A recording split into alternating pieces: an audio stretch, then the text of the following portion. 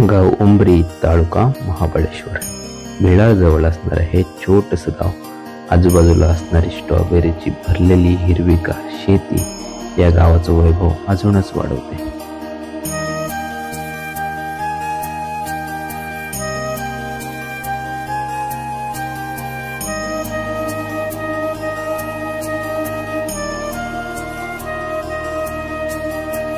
आपल्याला दिसणारे हे वैभव, पण त्यामागे शेतकऱ्याचं खरं कस लागतं.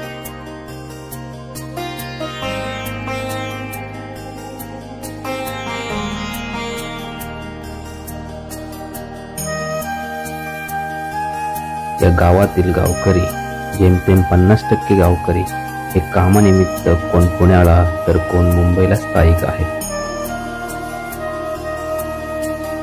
मात्र वर्षातून होणाऱ्या या यात्रेला आवर्जून उपस्थित असतात.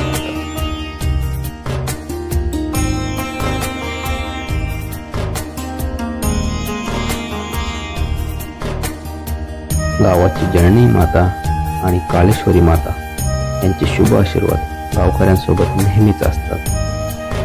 आज याच मंदिराची प्राणप्रतिष्ठा सोहळा तसेच दरवर्षी असणारी यात्रा आज आपण पाहत आहोत.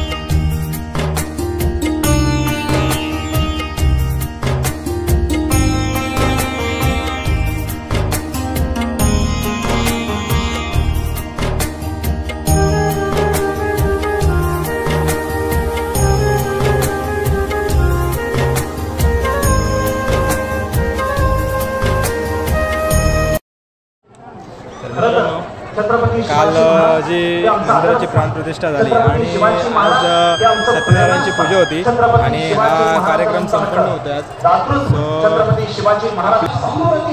आणि हे सुरेश दादा आलेले आहेत. काय बोलतात? कॉंग्रॅच्युलेशन.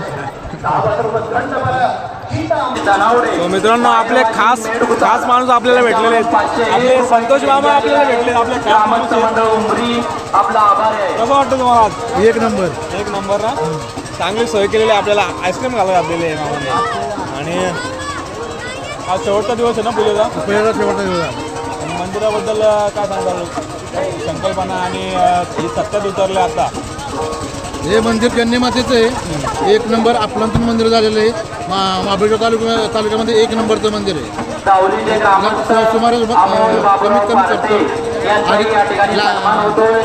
कोटी रुपये आलेला आहे. हे होते आपले संतोष मामा आणि इथे बरेच जण आहेत आपले अक्षूचे काका आहेत ना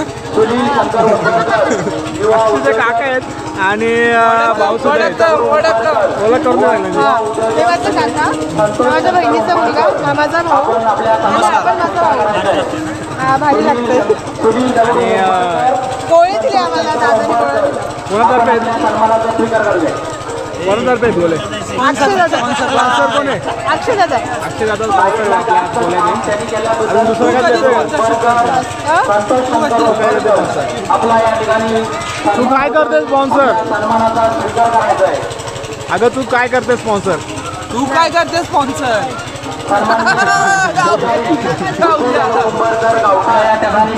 तसेच आपण मामींना काल भेटलो आणि या आपल्या नीलमदाई या पण आपल्याला काल भेटल्या या आपल्या संतोष मामांच्या वाईफ आहेत मामी ते आपले मित्र माननीय श्री गणेश आंबराळे आपला या ठिकाणी कसं वाटतंय आज मंदिर तुम्हाला दिसतंय सत्यात आलंय कसं वाटतंय माननीय श्री गणेश आंबराळे आणि एवढं सुंदर मंदिर आपल्या उमरी गावात झालंय त्याचा अभिमान वाटतोय ना तुम्हाला आणि याबद्दल मेहनत पण खूप आहे गावाल्यांची टेम्पो सर्व्हिस विजय रामचंद्र उंबरकर अजून काय सांगाल तुम्ही उमरी यांच्याकडून 2500 रुपयाची आणि मंडळ आपले आभारी आहे हे आपली फॅमिली पूर्ण बस तुमचे मिस्टर कुठे आहेत मुंबईला आज तर यायचं होतं तुम्ही आलाय ना आम्ही आलो ना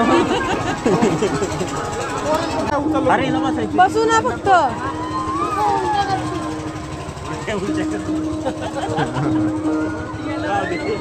बसायचं तुला पालण्यात पालण्यात बसायचं आहे ना सन्मान होतोय आपल्या सन्मानाचा स्वीकार करायचा आहे कळस बसवण्यासाठी गरुड जे नमस्कार ओळखलं ना नक्की ना विनंती आहे रेकॉर्डिंग करून तिकडे जाऊन का फोटो काढता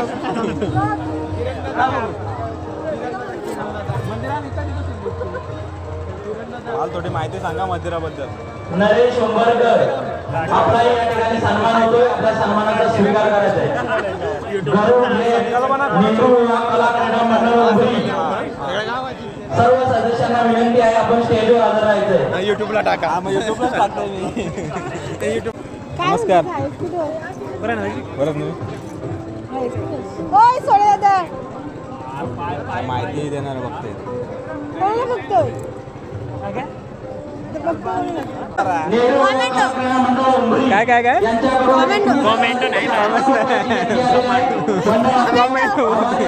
कमांडो कमांडो कमांडो नाही कमांडो असं ते काय पण लाईक शेअर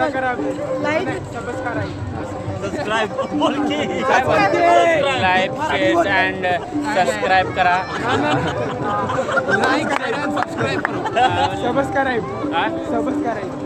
आणि युवराज सिंगला जास्त लाईक करा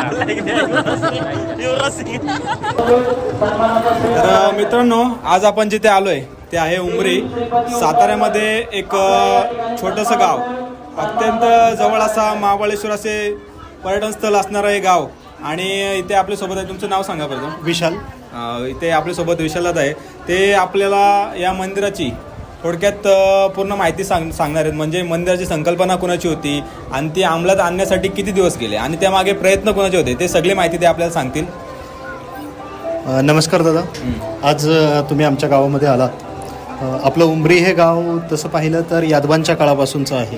म्हणजे महाराष्ट्राच्या इतिहासात आपण राजे पाहिले तर यादव राजघराणं महाराष्ट्रामध्ये जे अस्तित्वात होतं त्यांच्या कालावधीपासून हे उमरी गाव या ठिकाणी अस्तित्वात आहे. आमची ग्रामदेवता जन्नी माता आणि काळेश्वरी माता यांचा निवास या ठिकाणी आहे. आणि आपण प्राचीन परंपरा पाहिल्या तर गावाची जी पांढरं असते म्हणजे गावामध्ये जिथं रहिवास असतो वस्ती असते त्या जागेला आपण पांढरी म्हणतो तर ती आमची देवता जन्नी माता. आणि गावामध्ये जी आपली शेतजमीन असते जिला आपण काळी म्हणतो ती आमची काळी आई काळेश्वरी अशा दोन्ही देवतांचे पूजन आपण या ठिकाणी करतो. हे मंदिर पुरातन आहे. या दोन्ही देवी या ठिकाणी खूप प्राचीन कालापासून म्हणजे मध्ययुगाच्या सुरुवातीपासून ज्ञानेश्वर माऊलींच्या कालावधीपासून यादव राजांच्या कालावधीपासून या ठिकाणी वास करत आहेत, आम्हावर कृपा छत्र धरून आहेत. तर हे जे जीर्णोद्धार झालेलं मंदिर आहे ते बनवावं अशी बऱ्याच पिढ्यांपासूनची आमची इच्छा होती. मागील 3 पिढ्यांपासून यासाठी आम्ही प्रयत्न करत होतो. त्या पद्धतीचे फंड पैसे उभा करण्यासाठी प्रयत्नशील होतो. परंतु आमच्या पिढीचं सौभाग्य असं की आमच्या पिढीमध्ये या मंदिराची खरोखर पायाभरणी झाली आणि मागील 4 ते 5 वर्षांपासून या मंदिराचं काम सुरू होतं आणि तुम्ही पाहताय त्या पद्धतीनं आपण काम बघतोय. हे डिझाईन कसं तयार झालं? या मंदिराचं वास्तुविशारद माननीय श्री नितीन भिलारे यांनी केलेलं आहे आणि त्यांची वास्तुविशारदेमधली त्यांची जी आवड आहे की त्यांचे जे डिझाईन आहेत ते वेगळे ते कन्सेप्ट घेऊन काम करतात. तर आपलं मंदिर निर्माण होत असताना काहीतरी वेगळं आणि आपल्या जुन्या स्मृती जपणारं, ऐतिहासिक पद्धतीचं आणि त्या धाटणीचं असावं अशी आम्हा सर्व ग्रामवासी यांची इच्छा होती. आम्ही ती त्यांना बोलून दाखवली. त्या पद्धतीनं त्यांनी त्याच्यावर काम केलं आणि एक सुंदर अशी वास्तूचं डिझाईन आम्हाला दिलं आणि त्या पद्धतीनं आपण मार्गक्रमण करीत हे असं सुंदर असं मंदिर आपण उभारलेलं आहे. वास्तू अतिशय सुंदर आणि रेखीव बांधण्यात आले हे आपल्याला आता समोर दिसतंय. ही संकल्पना कुणाची होती? संकल्पना आपली ग्रामवासियांचीच होती की आम्हाला असं मंदिर पाहिजे ज्याच्यामध्ये ऐतिहासिक स्पर्श असेल. मंदिराकडे पाहिलं की भाविकांना आत्मिक समाधान लाभेल. या सगळ्या गोष्टी आम्ही वास्तुविशारद होते त्यांना सांगितल्या आणि त्या पद्धतीने आपण ते डिझाईन करून घेतलं. या गावात एकूण घरं किती आहेत तरी आपण बघितलं? आपण पाहिलं तर आमच्या गावचा उंबरठा ज्याला आपण कुटुंब बोलतो ती 180 घरं आहेत. त्यांनी लोकवर्गणी करून हे असं मंदिर बनवलेलं आहे. तर हे होते विशाल सर, त्यांनी खूप छान माहिती दिली. तुमचं गाव पण यायचं? जी मी याच गावातलं. उंबरगारच? नाही, मी रंगीसे आहे परंतु मी अगदी आमची 4थी ते 5वी पिढी आहे. म्हणून माझं गाव वाडा कुंभरेशी जे प्रतापगडच्या पायथ्याशी जी वाडा नावाची माची आहे तिकडचं मी आहे. परंतु आमची ही 4थी ते 5वी पिढी आहे म्हणजे 100-150 वर्षांपासून आम्ही इथंच राहतो. सातारा बोललं तर महाराष्ट्राची राजधानी. जी आणि छत्रपती शिवाजी महाराजांची कर्मभूमी सातारा. सातारा. तर ही आत्ताची हे म्हणजे आजूबाजूचे गड किल्ले आहेत जी. तर ते आपण राखले पाहिजेत कारण की पुढची पिढी त्यांना आपण काय सांगू शकतो? खरं पाहिलं तर मी इतिहासाचा प्राध्यापक आहे आणि मला सांगायला तुम्हाला अत्यंत आनंद होईल की आत्ता आपण ज्या भूमीमध्ये आहोत ती आपण जे जावळीचे मोरे घराणं म्हणतो त्या मोऱ्यांची जावळी ही एकेकाळी इतकी मोठी होती की इकडं सातारा जिल्हा म्हणजे सातारा जिल्ह्याचं तिकडचं टोक सातारा शहरापासून ते इकडं समुद्राला पर्यंत म्हणजे रायरीचा किल्ला आपला रायगड आणि त्याच्या पुढं समुद्रापर्यंत त्यांची सत्ता होती. इतका मोठा म्हणजे आत्ताचा महाबळेश्वर तालुका, आत्ताचा सातारा तालुका, आत्ताचा जावली तालुका हे तिन्ही तालुके एकत्र मिळून कोकणातला रायगडचा भाग, महाडचा भाग, पारघाटचा भाग हा सगळा भाग मिळून फक्त जावलीचा प्रांत बनत होता. ज्यावेळी शिवाजी महाराजांनी स्वराज्य स्थापनेस सुरुवात केली त्यावेळी शिवाजी महाराजांना जे पारंपरिक त्यांची जी शहाजीराजे भोसले यांच्याकडून जी जहागीर मिळाली ती होती पुणे, सुपे, चाकण आणि इंदापूर. त्याच्यापेक्षा मोठा प्रदेश हा जावलीचा होता. ज्यावेळी शिवाजी महाराजांनी जावलीचा प्रदेश जिंकला त्यावेळी अशी गोष्ट झाली की शिवाजी महाराजांजवळ जर 5 गडकिल्ले होते तर जावलीतून 5 गडकिल्ले म्हणजे याचा अर्थ असा की शिवाजी महाराजांचं स्वराज्य होतं जे पुणे, सुपे, चाकण, इंदापूरपर्यंत मर्यादित होतं ते थेट दुप्पट झालं.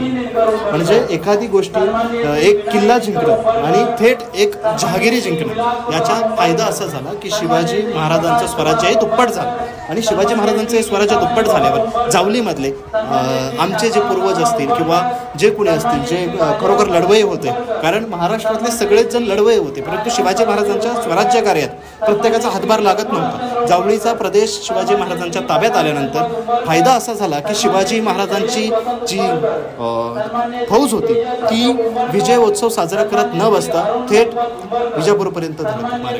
म्हणजे स्पीडनं त्यांनी आक्रमण केलं आणि हा प्रदेश जिंकला. याचा फायदा म्हणजे इथले जे जावळी प्रांतातले मग महाबळेश्वर असेल जावळी इथली जी मंडळं आहेत इथले जे मावळे आहेत त्यांनी स्वराज्य कार्यामध्ये स्वतःला अक्षरशः त्यानंतर झोकून दिलं. हे होते आपले विशाल सर, खूप छान माहिती दिली. धन्यवाद.